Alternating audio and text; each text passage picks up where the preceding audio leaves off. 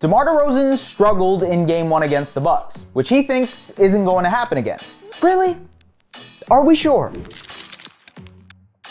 I don't want to take away from the incredible regular season DeRozan had. After spending 3 seasons in San Antonio, evolving his game with the Spurs, becoming a better playmaker and more efficient scorer, he inked a 3-year, nearly $82 million deal with the Chicago Bulls this summer. Many scoffed at that deal, calling it the worst signing of the offseason. But DeRozan shut everyone up throughout the season. He averaged a career high in points, on the 3rd most efficient true shooting percentage of his career, and shot a career high 35% from behind the arc, an area that was a glaring weakness of his throughout his 14-year career. He became an all-star starter and broke scoring records held by Wilt Chamberlain and Michael Jordan, all while leading the Bulls to their first playoff appearance since 2016-2017. He even got himself into the MVP conversation for his impressive performances. And he did it all while being one of the most aesthetically pleasing players to watch hoop, using tween dribbles, hezzies, crossovers, and more tricks in his bag to get to his spots for his patent pull-up jumpers. He is a hooper's wet dream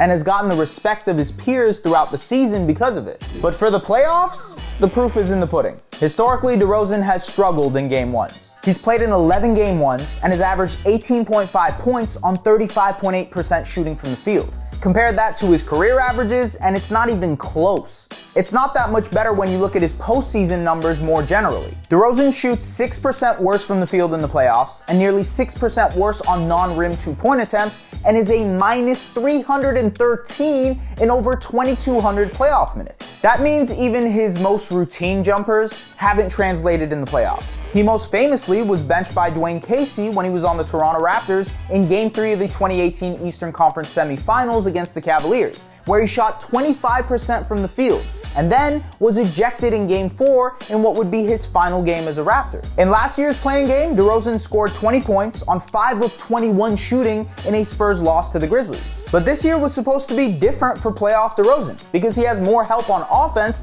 between Zach LaVine and Nikola Vucevic. The idea was DeRozan could use his newfound playmaking skills to still be effective on the court, and he'd have less pressure on him to take tough shots. But so far, he's been the same old guy. It doesn't help that Vucevic and LaVine also struggled in Game 1 against the Bucks, or that Milwaukee is just downright a bad matchup for the Bulls. It's a shame, because DeRozan's an entertaining player to watch, but he historically craters when the spotlight is the brightest. So, what do you think?